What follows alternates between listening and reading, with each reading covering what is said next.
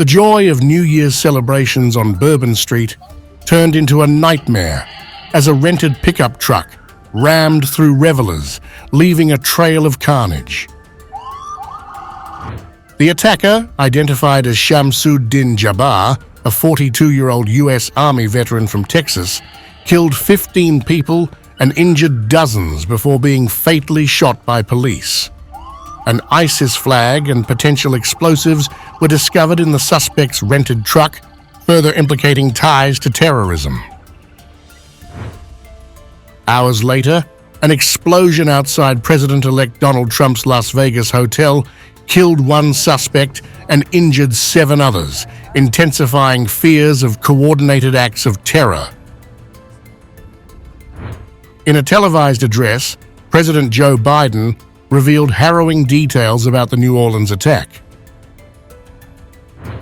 The FBI is leading the investigation to determine what happened, why it happened, whether there was any continuing threat to public safety. Here's what we know so far. The FBI has reported to me the killer was an American citizen, born in Texas.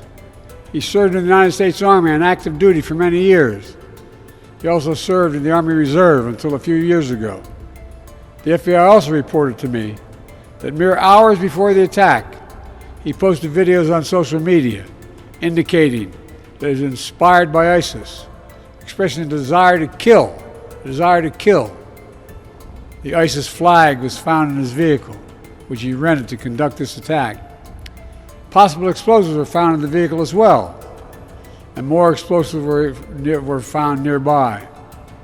The situation is very fluid, and the investigation has a preliminary stage.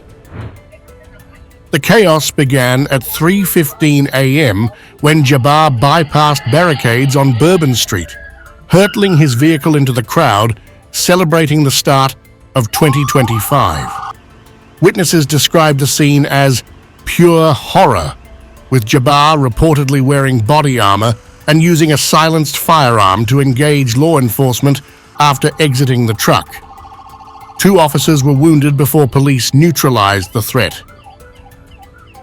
Like around 3:15, everybody's just chilling, we having a good time, music playing and all that. A truck, I didn't know it was a Ford F-150, I thought it was like a Yukon or something. A truck hits the corner and comes barreling through people, throwing people like a movie scene, like real life, throwing people into the air, they falling under the car, all that. And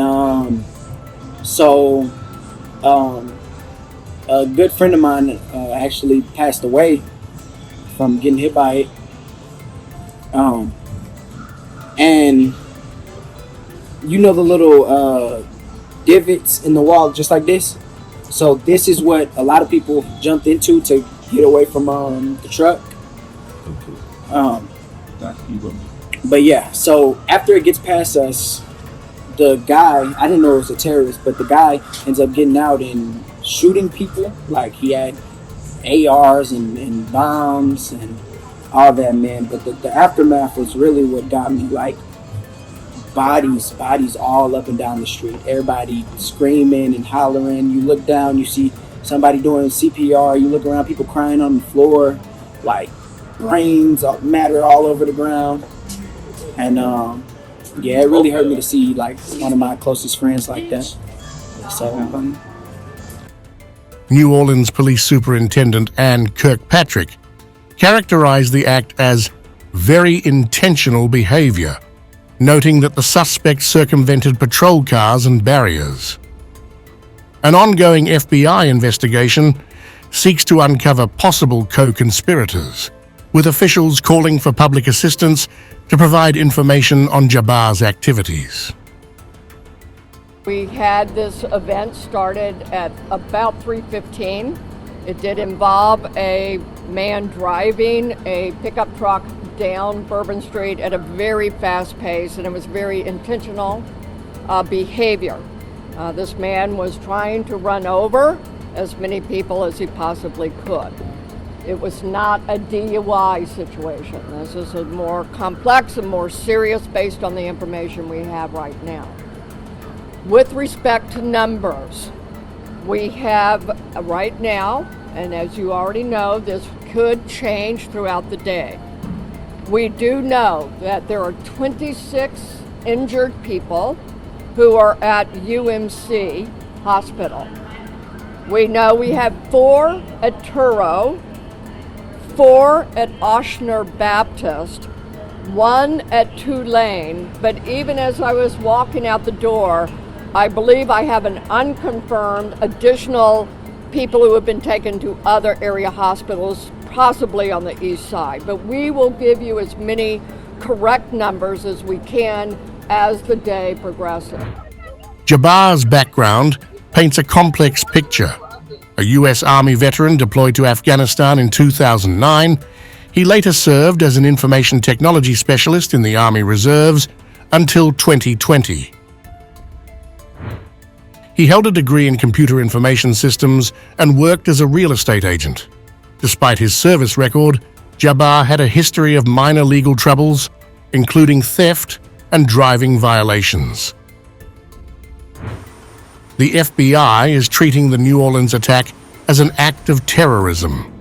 We do not believe Jabbar was solely responsible, FBI Special Agent Alethea Duncan said, urging citizens to provide photos or videos related to the incident.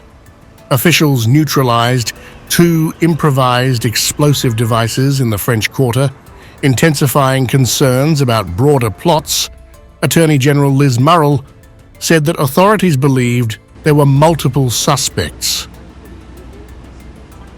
We do know that there is a connection between a house that was located on Mandeville Street in New Orleans and where we believe that these IEDs may have been put together. And there was a house fire there, so we also believe that they were trying to get rid of evidence. And then, we know that and understand there are multiple people that are involved. So one individual is deceased at the scene, but the other individuals are still out there. In Las Vegas, the explosion of a Tesla Cybertruck near Trump's hotel added to the grim start of the year. Authorities found fireworks mortars and camp fuel canisters stuffed into the vehicle, which detonated, killing the suspect inside. 7 people sustained minor injuries from the blast. President Biden was briefed on the incident as investigations continue to determine any connection between the 2 attacks. As the nation grapples with these tragedies, questions loom about the vulnerabilities in public safety during major celebrations.